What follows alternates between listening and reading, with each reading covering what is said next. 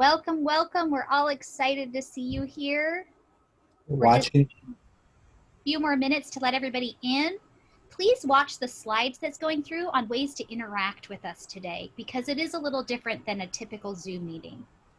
And we'll also talk about it as well. But we're excited you're here. We're expecting around 200 and some people, which is great.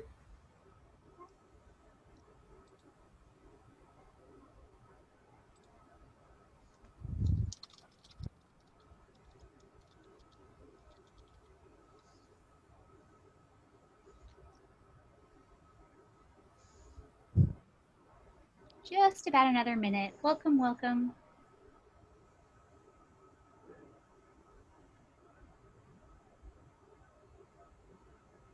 We're so grateful you're here on a nice, warm, toasty afternoon. I know it can be a long day if you've been in meetings all day, like many of us. I think we're all feeling it too. We're just so glad you are here and that we can be a small part of your distance learning 2.0.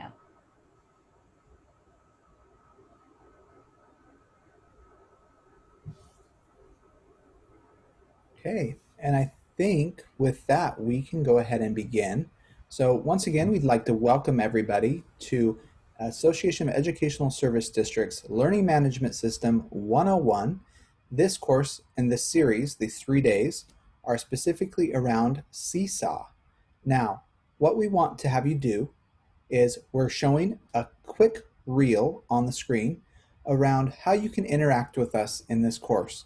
The first one on the screen is you're able to use the Q&A. You'll notice the chat feature for you has been disabled.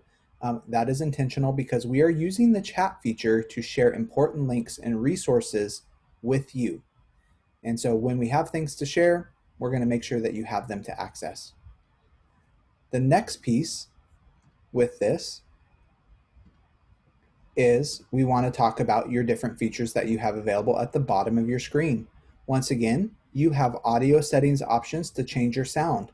For example, you can change your speaker settings here if you can't hear us or we're too loud. You can also choose which speaker it comes from. You'll notice that you do not have the option to unmute. You also do not have the option to turn on your video.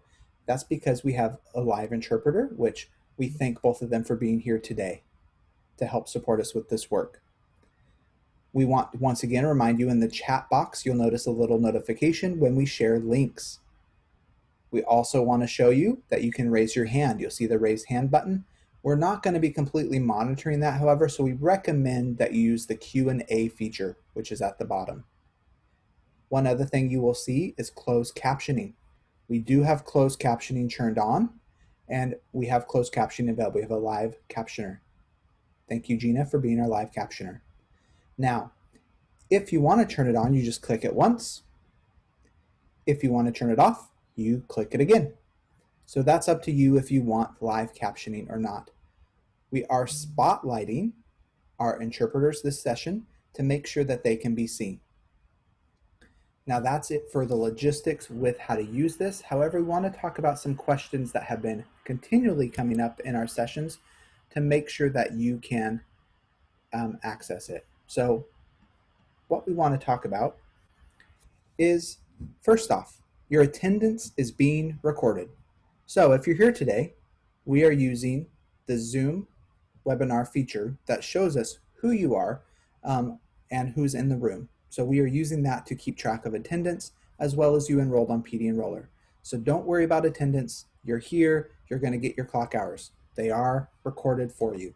So thank you very much. We're really glad you're here today. The next thing we want to make sure that you know is that we will get to the questions in the chat, or not the chat, in the Q&A as fast as we possibly can. Today, in this session, I want to introduce myself. I'm Andrew Hickman. I'm Regional Administrator of Educational Technology at Capital Region ESD 113 located in Tumwater, Washington, and serve that region as well as help out across the state. With me, I have two colleagues also with the Association of Educational Service Districts. I have Christina. Christina, do you want to introduce yourself? Hello, I'm Christina Wombold. I work at ESD 112, located in Vancouver, Washington. My title is Digital Learning Coach, and I'm just excited to be part of your journey and help support you both in this live session and afterwards if you need additional support. And then we also have Amy. Amy, do you want to introduce yourself? Yeah, hi everyone. My name is Amy Colburn from ESD 189 in Anacortes, Washington. My official title is Technology and Science Coordinator at the ESD. I'm excited to be here. I'll mostly be monitoring the Q&A and putting links in the chat for all of you today. And I'm really appreciative of them being here. We are actually a very large group that helped put this together to support any needs that are available, and we're looking forward to doing that. Before we move on much farther, Christina, is there anything I forgot to add just logistics-wise before we go to the next slides? Normally a question comes up about, can I get this slide? So we want to make sure that you know we will be providing this slide deck to you at the end of this session, and you will have it for your own use. Each day, we will provide the slide deck for the day for you to review and go through. Thank you. I don't think I missed anything else. Did you? Do you have anything else? I don't think so. I think we're good to go. All right. We're just glad you're all here. Now, we want to start with acknowledging that we are on traditional lands of the first peoples, past and present. We recognize that no matter where each of us is located at the moment, we are on the traditional homelands of Washington tribal nations. We honor with gratitude the land itself and call to action to practice seventh generation thinking and caring for the land and people. So I just want to take about 30 seconds and acknowledge this of silence.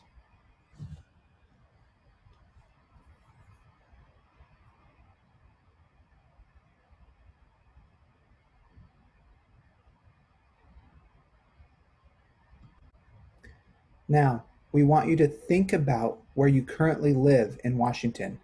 Can you answer the questions related to the tribe nearest you?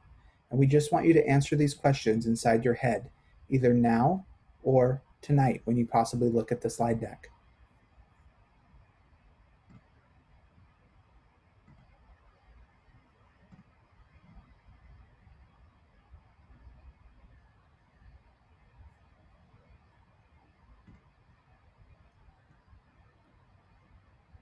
So, first things first, this is the team that helped create this course. We want to acknowledge their work as well as let you know who you can contact if you need additional support. Each one of these represents presenters as well as creators of these course materials. I want you to recognize the different ESDs and recognize that this is the entire state represented. So we have people from every region within Washington working on these courses together collaboratively to provide equity and access to everyone. Today with us, we have Christina and Amy, as well as myself, helping support your work. So we're excited to have you here, and feel free to reach out to any of these contacts at any time to get additional support within your region. These links are live and will take you to their email address once you have the slide deck. Now, what are the overall objectives of this series? What are we trying to do with you? The first things first, we want to help you receive an initial understanding of how to begin effectively using your learning management system. And since you're in this course, that means Seesaw. We're looking at helping you effectively use Seesaw. We want to help you gain ideas on how to organize classes, materials, activities, assignments, quizzes, etc. Whatever your learning management system offers, especially within Seesaw, which is activities, we want to help you learn how to organize and use those materials with your students. We want to investigate resources and help plan for your class.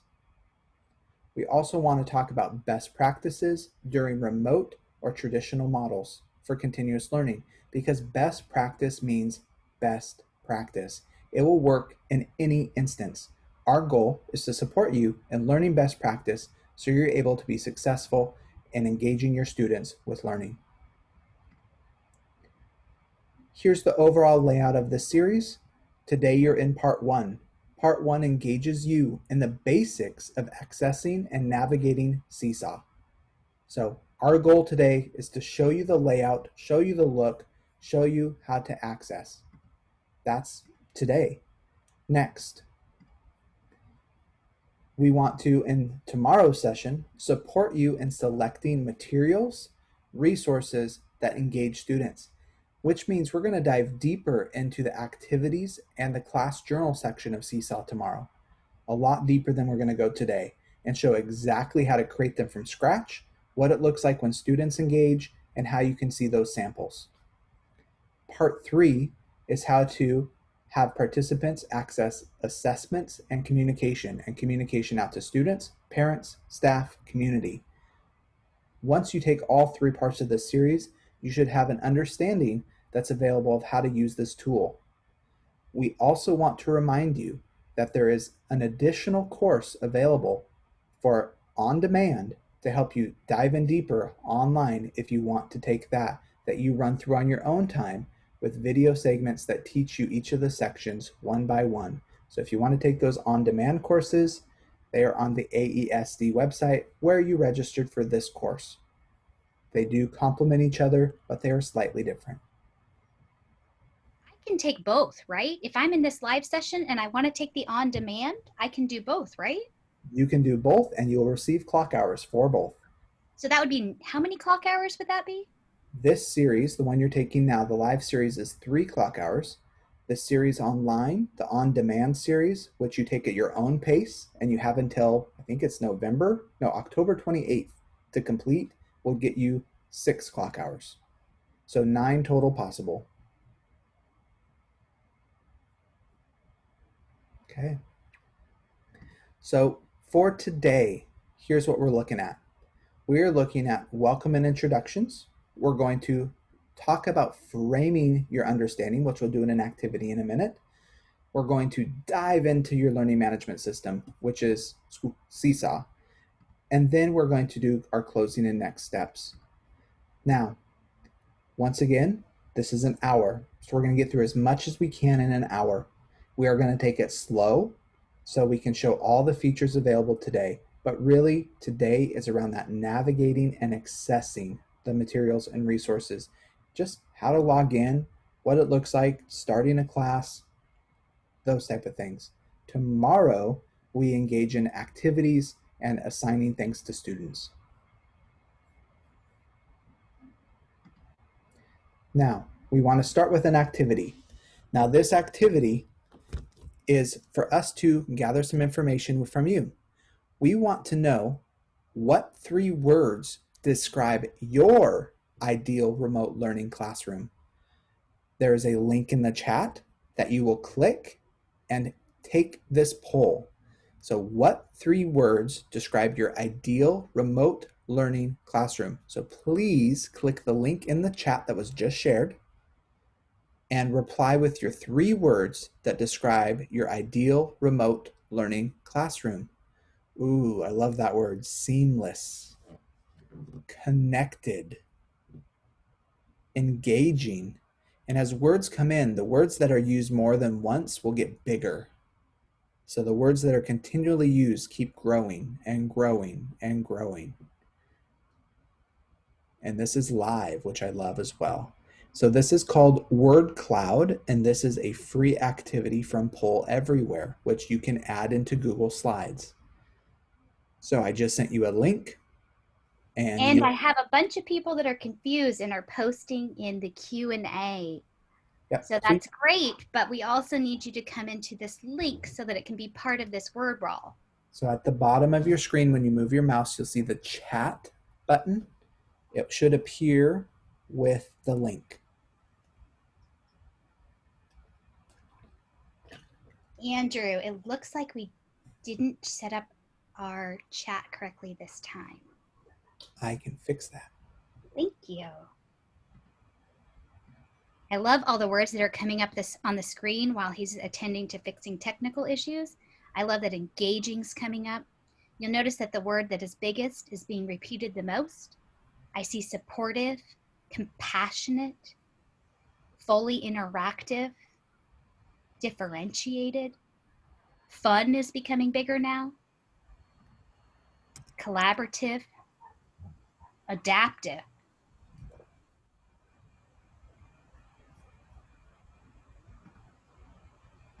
As we think about these, as these larger words come together, we're going to want to put together a sentence of how we really envision Seesaw helping us engage our students and be part of the 2.0 distance learning.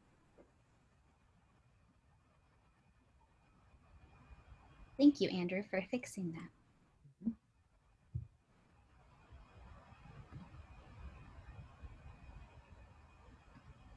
Give it just about 30 more seconds to finish populating.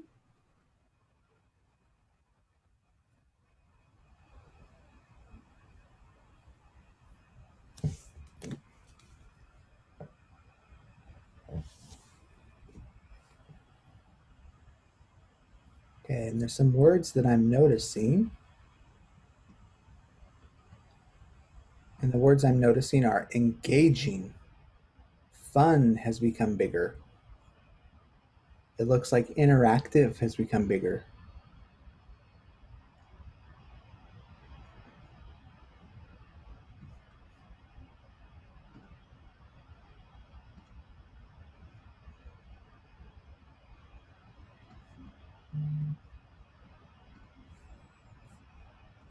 I still see engaging just be this giant word that has popped up.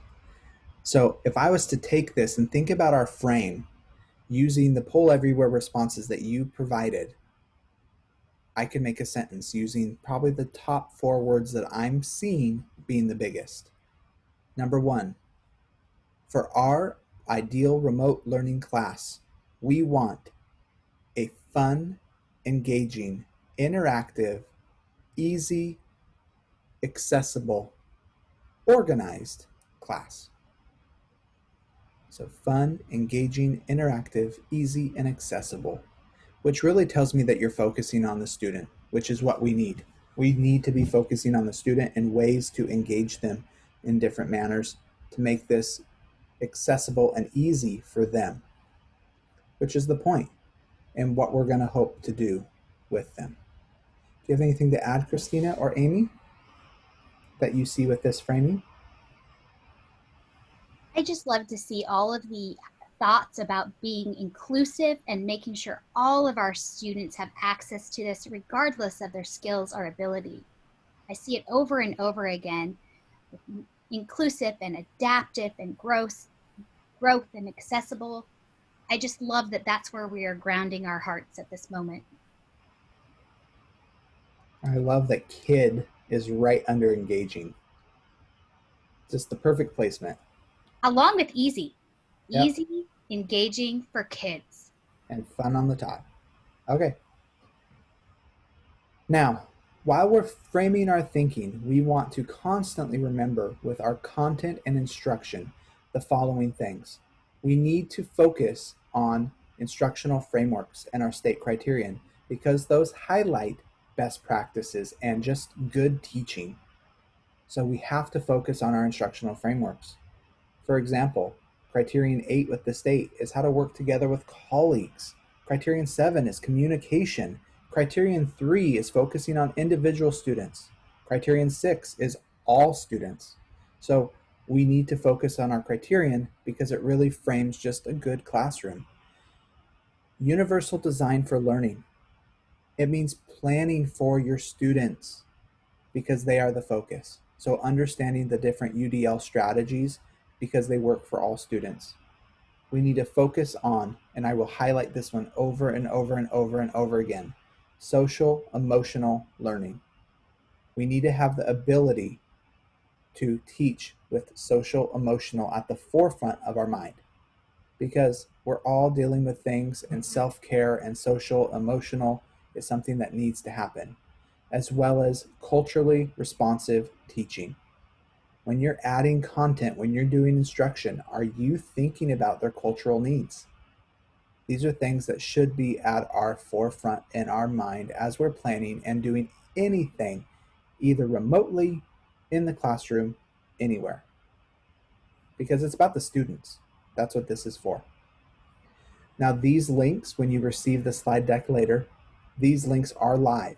They will take you to resources that are recommended by OSPI that can help support you in understanding deeper what they mean if you need support. And we highly recommend looking at them.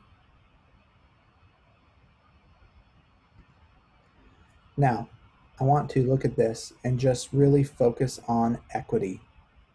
And notice it says centering equity. And so there's a couple slides that we want to talk about and really have you tone into. So given the dual pandemics of COVID-19 and racism, now is the time to reimagine schools to become more humanizing and racially just. So using culturally responsive teaching, social emotional learning, and universal design for learning as foundation frameworks, we can support our change in practice to really focus on the learner and being variable with culturally and linguistically. So we need to be there for all of our students.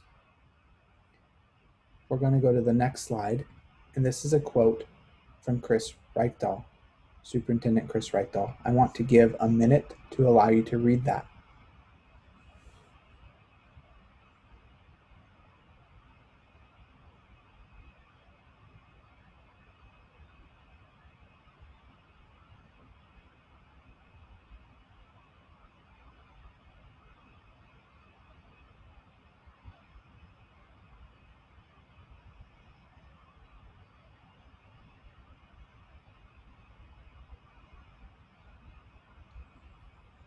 So really, it highlights our opportunity to now make changes in our practice to really reach our students. That's what he's talking about. We have an opportunity to make a difference in their lives. And as teachers, we do, but we can continue to grow as well. Now, in the reopening schools guideline that were sent out to schools and parents, and it's on the web, it has these values and equity statement. So the values that we need to make sure are a focus are we need to ensure equity, we need to have collaboration and service, we need to have a value of achieving excellence through continuous improvement and really focus on the whole child. Our equity statement: each student, family, and community possesses strengths and cultural knowledge that benefits their peers, educators, and schools. We all can learn from each other, but the point is that we're continually learning to make sure that we're ensuring equity, service, excellence, and focusing on the whole child. I find this to be very powerful, and when I'm thinking about how to do this with my classroom, it makes an impact for me. So I hope it makes an impact for you. So I'm going to pause there and just take a 30-second breath before we start into the LMS to take an impact on the equity statements we just read.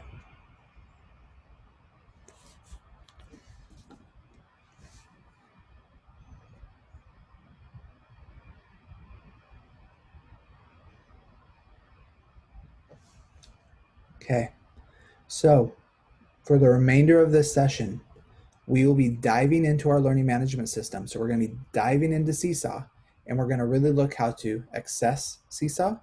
We're going to take a tour. We're going to create a class from scratch, and we're going to show how to join a class. And with Seesaw, there's a couple different ways to join. So we're going to show both ways. And with that, I want to see, is there any questions before we have them dive into Seesaw? No, it just looks like they're eager to get into Seesaw and see what's there. Perfect. So the first thing I want to do is, how do you get to Seesaw? Well, there's a couple different ways. One of the ways is you could just type in Seesaw. And you'll notice at the very top link, you'll also see the Seesaw picture here. That's one way. I'm sure once you get to Seesaw for the first time, you're going to have web.seesaw.me probably bookmarked, so you can access it at any time. Yes, they do have apps. Yes, they can download the apps. And there are apps for parent, teacher, as well as student, which we will demonstrate near the end. But first, I'm going to take you to Seesaw, and this is what their main page looks like. Now, Seesaw does allow for free accounts. However, before just signing up for a free account, we always recommend talking with your district and thinking about the method that they're going to use when adding Seesaw if it's their chosen learning management system. So if Seesaw is the one that you're going to use, you need to talk with your district and see how you should access your site. All of it will go through web.seesaw.me, but you still need to know if they are giving you an account, setting that account up for you, or if you're using the free one. My guess is they're most likely setting it up for you, and you would need to go through the district. Also, a little statement I like to do every time: please, please, please become friends with your district IT or your administrators and have open conversations around the educational technology you will be using, because they might already purchase things for you to use in the classroom that you don't know about, and that's the best way to get access. Have those conversations. So we're on the main Seesaw page. This is their landing page. This is just their website. You'll notice they have a lot of resources. They even have videos that demonstrate. They have professional development here as well, with additional videos on how to do different things. But for us today, we're going to click the login button. If you are doing a free account, once again, I don't recommend using personal. I do recommend going with the district. You're going to click login. When you click login, it's going to give you 3 different options. Actually 4. Number 1, teacher, which is what I'm going to log in as today. It allows you to select student. So when students log in, they would click student. And Seesaw also has a family member option, which we will talk in depth about because you need to see that. And then, like I said before, your district probably has a Seesaw school administrator. The school administrator will probably handle all of your logins for you and help get your students in your class. So they have their own login there. But today we're going to focus on teacher. So for teacher, you have 2 different ways to log in. Once again, you could create a new account, or if you already have an account, you can sign in with your email and password. Or for me, I can sign in with my Google account. Or if your school has Clever as one of their domains to log in with, they could sign in with Clever. I'm going to sign in with my Google account. There we are. And it's logging me in. Now, I've already made a class, so I'm going to actually start one from scratch. So this is how you start a class from scratch. When you log in, it will ask you if you want to create a new class. But for me, my create new class is in my main menu on the left. You'll notice where my picture is. My main menu is on the top left where your picture is. So I'm going to click there, and I'm going to pick create class. Now, you'll see 2 different options here, which is really neat for me. Number 1, you can import from Google Classroom, which means you can add your students from Google Classroom. That's what it does. It imports the data from your Google Classroom class that you made. For me, I'm going to name my class, Synthesize LMS 101, Seesaw, and then I can pick my grade level. So I don't know which grade level to pick today, but I'm going to pick first grade. Now, Seesaw was originally created to be pre-K through 2nd grade. That was their original design. It has expanded. You notice you can now go to 12th or even other. But for us today, I'm going to click first grade. And when I'm ready, I click the green check. And it takes me to my main home page. This is what you will see every time you first log in. You'll also notice Seesaw gives you tips. So when you log in for the first time, you will have tips through these little bubbles. You may turn off the tips in your settings, but we'll go through that later. Now, I want to spend a few minutes just talking about this page because this is your landing page. This is where you will go every single time you log into Seesaw. This is your first window. So, my landing page, you'll notice a few things. Number 1, it gives me tips. It tells me to explore my tools, discover how to unlock them. I can do that by clicking the add, which I can explore my tools. But I wanted to show, more importantly, over here on the right, the main buttons, the main features that I have as a teacher. First things first, the main feature I can see is Journal. My main button is Journal because that's how Seesaw is organized. It will give every student an individual student journal, which means they can see two things. They can see their journal, where they can post their work, they can post their activities, they can post a video, they can post notes, etc. in their journal. They will also see a class journal. Class journal is where, as a teacher, you add information, resources, etc. to share with them. And we will dive deeper into class journal in a little bit. Now, the next tab is activities. Activities is where you find your activities or create your activities for students to do. The third tab, the third button, is inbox. This is your form of communication. This allows you to send messages to students. It allows you to send messages to family members. And yes, you can send messages to family members. And the fourth one is skills. Skills is Seesaw's way of grading. That's where their grading happens. Now, Andrew, I noticed a couple questions in the yeah, chat. let's I pause wasn't sure if there. we wanted to pause for this. Sure. It was mainly about classes. And if I pick a certain grade level, can I change that up later? Or do I get different features if I pick first grade versus seventh grade? We can change up the grade at any time. And You then can there was a modify class. question about, like, would I create a class for each grade level if I'm, say, the music teacher? Or would I use one class? That is up to you. There are actually different ways to organize, which we will dive into a little deeper. And we could do what's called folders. So in each class where you can have your students in, you can organize by folders, which they can access. So that is one way to organize. Now, if you have the paid version of Seesaw, you can go beyond 10 classes. With the free version, you can have up to 10 classes. Yes, you can archive. Yes, you can delete. So if you wanted to organize, let's say, a music class for different grade levels, you could have a first, second, third, fourth, fifth grade music class Seesaw, or you could have one and organize by folders. It's really a personal decision on what you feel is best. Would that work with a split class? Like, say I'm teaching a 1-2 split? I think it would, and the reason why it would is because you can assign the folders to just certain students. And you can also assign activities to just certain students.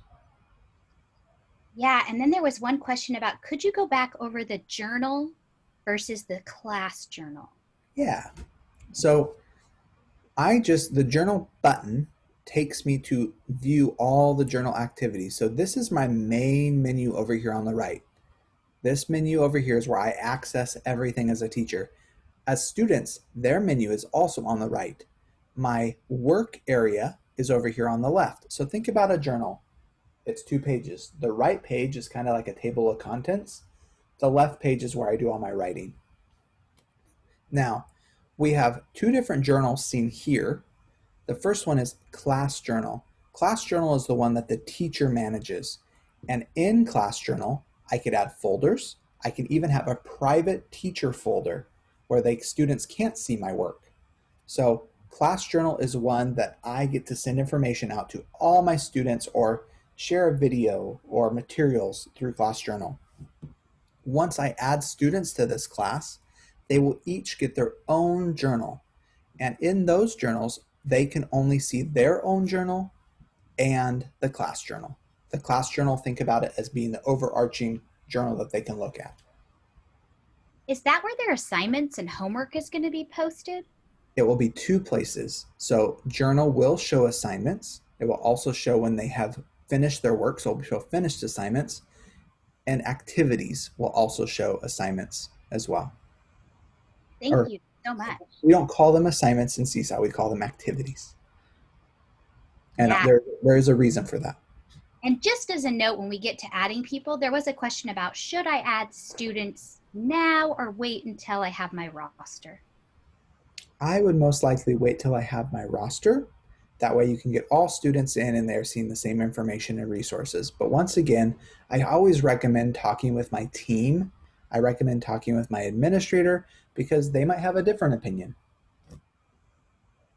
What's going to happen in one should happen in others because we need consistency. We need consistency. And I'll say it one more time. We need consistency. That is best practice for students. So having those talks with their would it be confusing for families to know that it's in journal and activities? I mainly have students look at journal, but that's just me. And do the journals have folders as well? So the student, you said the teacher one does, but what about the student one? The teacher sets up the folders and they get transferred down to all of the student journals. Thank you so much. You're welcome.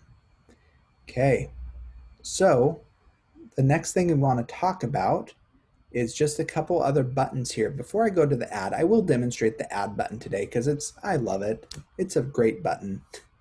So down below at the bottom, you'll notice here, this is one way to add students, and even has the bubble for me.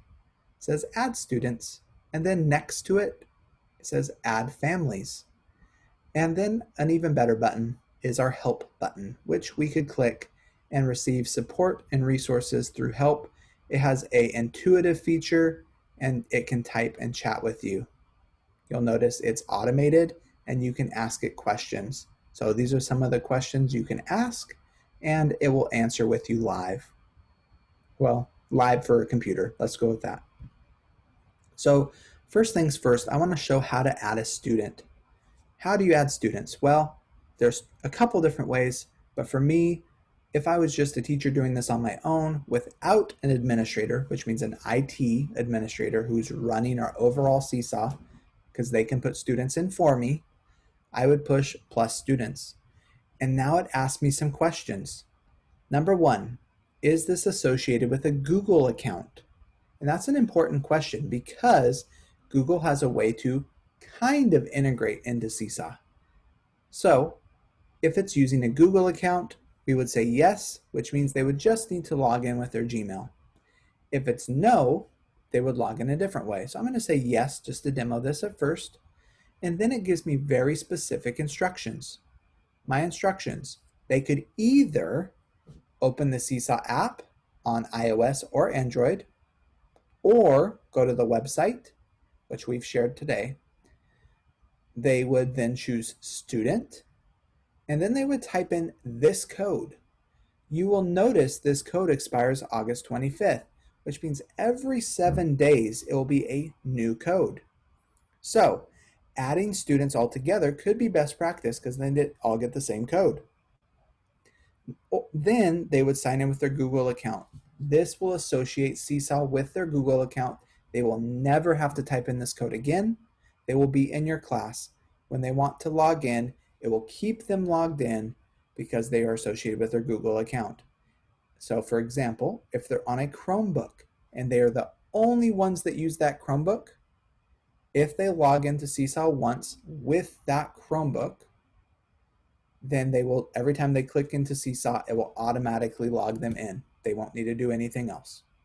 Now, if they share a Chromebook, they will have to switch between accounts, but it will match to whoever's Google account the Chromebook is. This button is pretty powerful for me.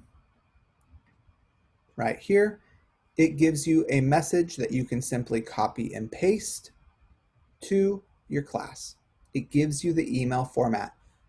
You just copy the text, paste it in an email, you can send it out or have your admin send it out. I do recommend you can personalize it. Personal touches are always good. Okay. So that's one way to log in using Google. The second way to log in, notice it says I can change.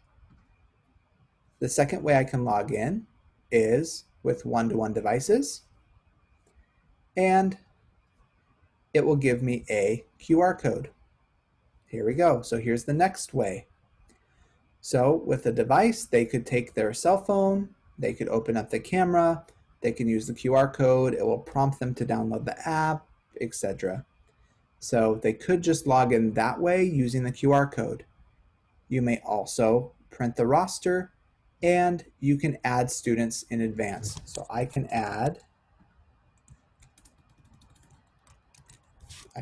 Amy. Oh, I didn't want to edit my sample student, sorry. But you can add students. So here we go, let's add a student. I'm going to add Amy. There we go. I could put Amy's last name in. I could make her icon different. I could change email, and we'll talk about family member and etc. in a little bit. So I know some of you might be waiting for your district to give you that roster, but that doesn't stop you from creating a sandbox class and adding yourself or a family member just so you can play with it for this purpose.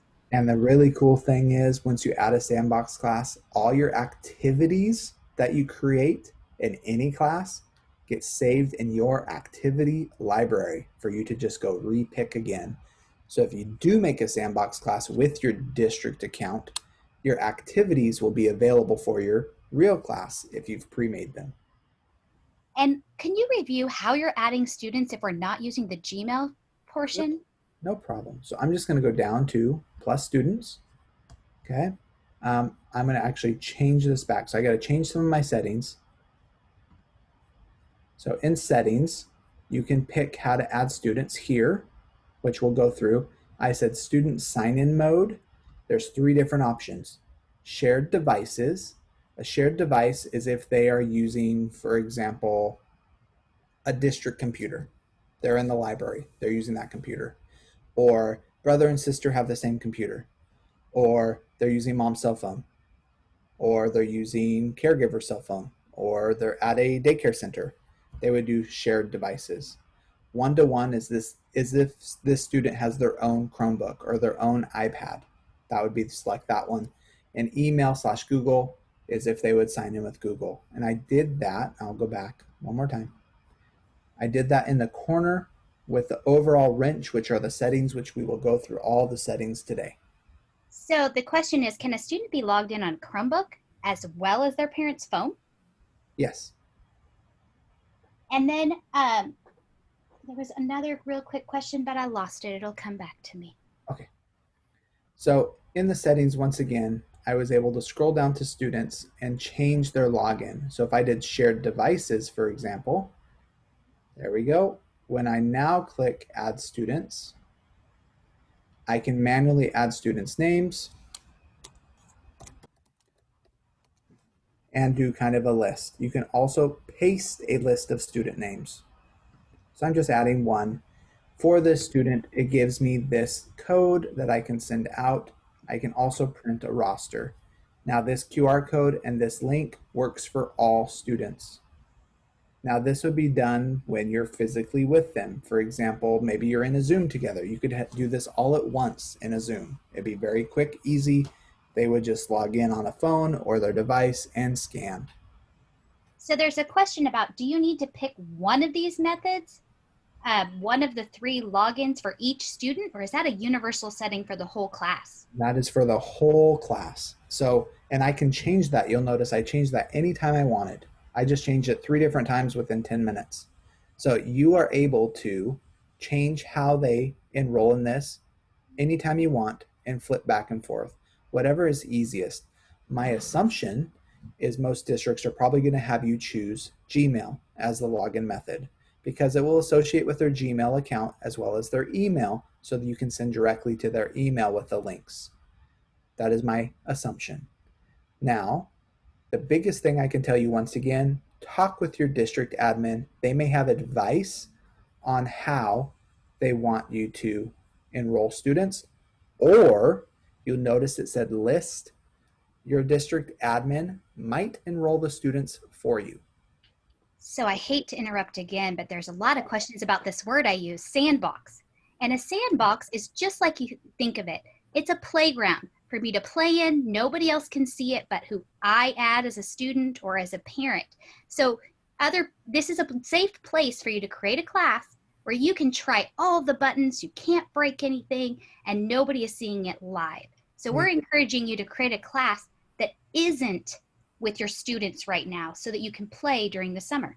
Let me show you. So over here on the top left is my main menu for me as an educator.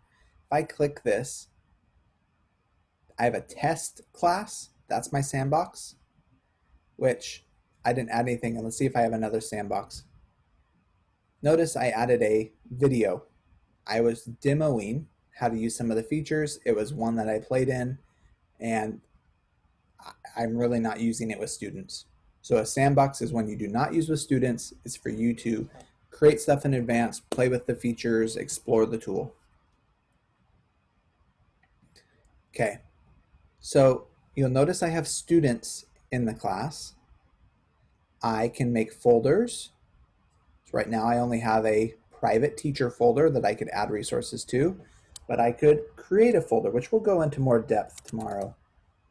I can make a math folder, and I can make a ELA folder. I can make a music folder, etc. So And these are all showing up in the students' journal as well. They will. So right now I have a private one for me only, and then I have these folders. There we go. Now I can click sample student, and you'll notice over here they have a folder button. So one of the things Seesaw does is it creates a sample student that you can see what everything looks like from the student view. So this is what this student will see. And you'll notice they now have folders as well. Okay, so I'm going back to my whole class. So we talked about adding students, but I want to demonstrate adding families. So adding a family member. Seesaw is designed, if you turn on family access, to have families participate with their students. So notice what it says. Families see all posts in their child's journal, just their child's journal, nobody else's. Families get notified about new posts, so they also can receive notifications because they have their own login. They can have their own app.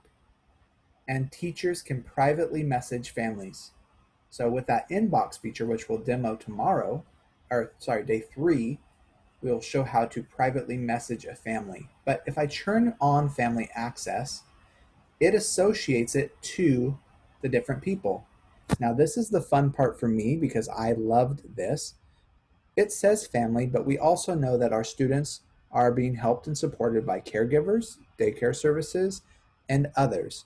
So it's up to the family who they invite, but if you get the information, you can add up to 10 family members per child to help support these students.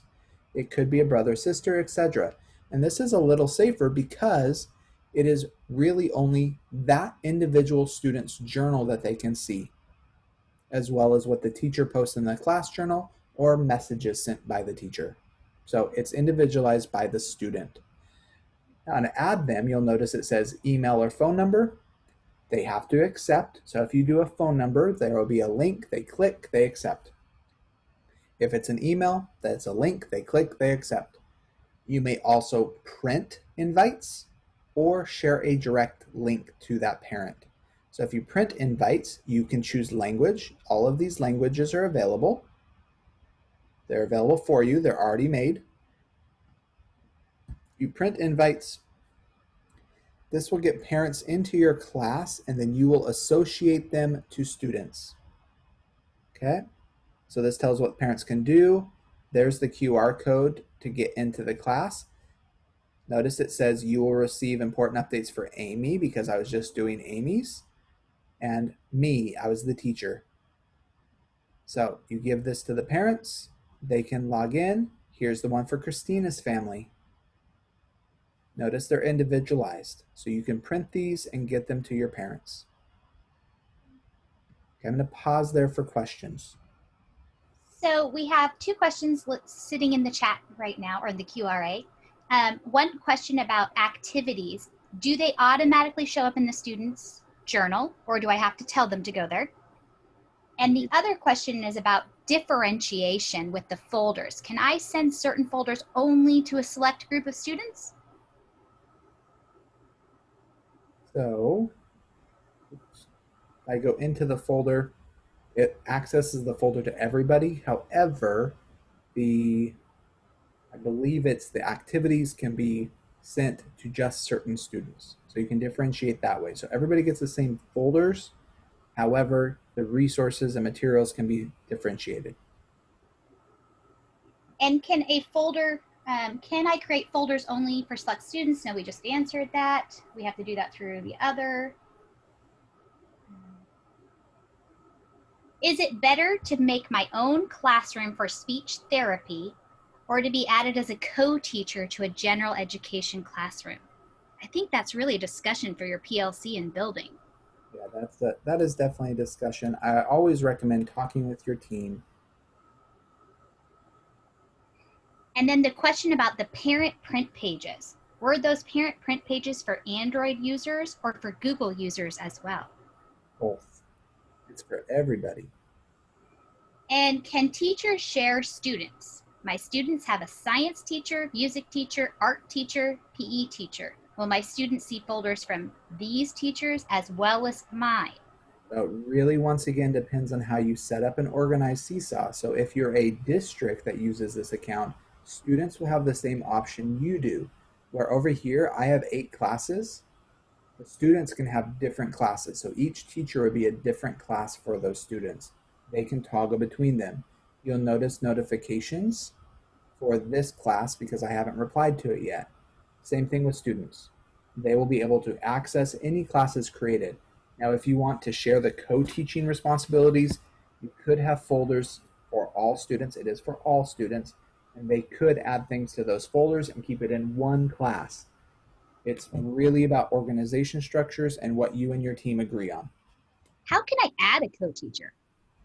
So adding a co-teacher, over here with the gear, notice it says manage teachers. We're about to go through the settings, so that's a good segue. I'm going to go into the settings.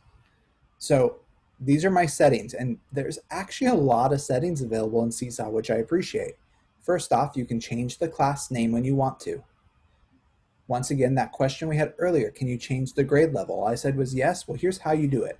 The wrench in the corner, I can change the grade level to whatever I want. Manage teachers, right here. If I click manage teachers, you can invite a co-teacher. You'll notice it says current teachers, you can have a co-teacher.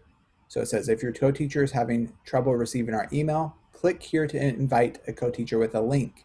Once again, there's a link I could just send and then they could be a co-teacher. Those links are also only available for a week. Now, does that change if I have the free version? Because some people noticed theirs was only live for 24 hours versus a week. Nope, it's all of them are live for a short amount of time. And then there was a question about, is there a way to send those login papers that you showed us to an individual family? Or do we need to cut up that PDF file and send those individually? Well, it depends on how you have it set up. Right now, it would send all those files. You would need to split them up. So that is probably the easiest way. Now, if you wanted to invite individual families, if I go back to the families tab, if you entered their email here, it would email them that same thing as the print invite directly. So that's the individualized. This is printed, which shows everybody. Okay, so the chat is up again. Can you help clarify one more time? Can folders be differentiated for students, or is it activities that can be? Activities can be differentiated, but I have not gone through all the settings yet, so we might be able to change that. We'll check. And then they're wondering, man, if the code changes every week, do I have to send the new code? Yes. The code changes only for the first login. That means the first time they access it is the only time they need that code. So if they access it in a week and the code is changed, they're still good, right? Yes, they're good. and they won't ever need that code anymore. So they only need that code the first time they log in. Awesome. Let me see what else we have in here. Is there a way to make a landing page? Somebody said that they had a co-teacher and it kept going to her landing page. It's whatever class was last open. Oh, okay. Thank you. Yep, so it happens to me as well. And again, they're having some more questions about activities and journals, but we're going to go into that in detail tomorrow. All of that is tomorrow. So the main thing that you need to know, and I can demo, the folders. Folders here you can differentiate by content area. However, you'll notice I added one directly just for Christina. I clicked on her student, and then watch what happened though, because I added it. It got transferred to all students. So all students got the same folder, even though I was clicked in Christina's. So once again, activities can be differentiated. Folders get shared without because it's an organization structure. And Now, will that change in the future? I don't know. Is there some kind of welcome letter that we could customize and send out that like Seesaw provides? I believe so, and I'm not remembering where to get it right now, but we can have that by tomorrow. But on the adding families, so when you invite families, this has kind of a nice little welcome letter to Seesaw at the top. So and that would let me send it out to an individual family instead of the whole group. Correct. So this is a nice little way to talk about how to access and what they can actually do in the account. Okay, so with that, I am looking at our time. Yeah. And we need to make sure that we get through our last pieces. So the first things first, thank you for interacting with Seesaw today. Tomorrow, we will dive into this add button as well as activities.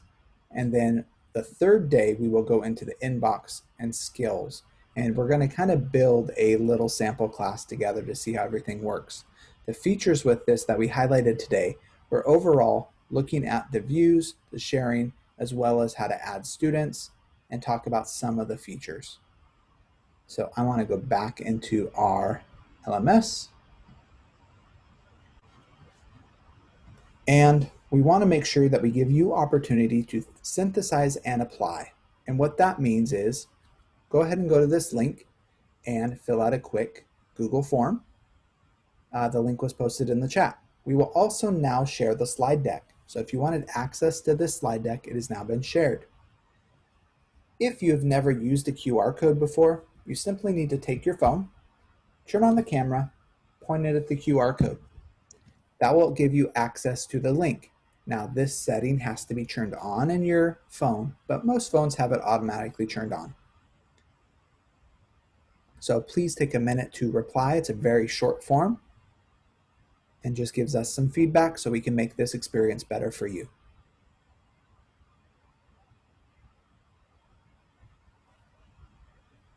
We're going to go into some translation and those features. I see them in the question tomorrow and in the next day. So stay tuned. We will get to that question. Okay, so I'll leave this up for another about 30 seconds. And the link is always in the chat for you to click on.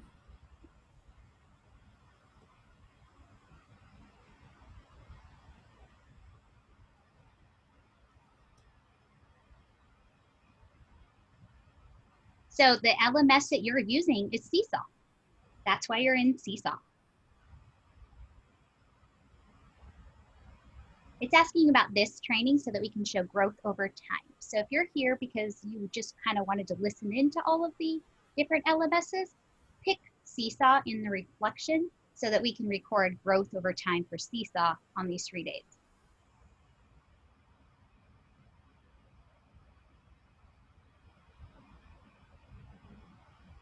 Okay. And now, tonight, what we would like you to do is if you have access to Seesaw, try to access it. Why don't you try to create your first class if you have not created a class already, and figure out how to get students to add or join. So go ahead and explore, have some fun, play around, and don't worry, we're going to show you how to delete and archive. So just go enjoy the LMS, try to learn a bit more about it. And with that, we hope you have a great day. Now we'll be back here tomorrow, same time, same link. Yep, use the same link for all 3 days.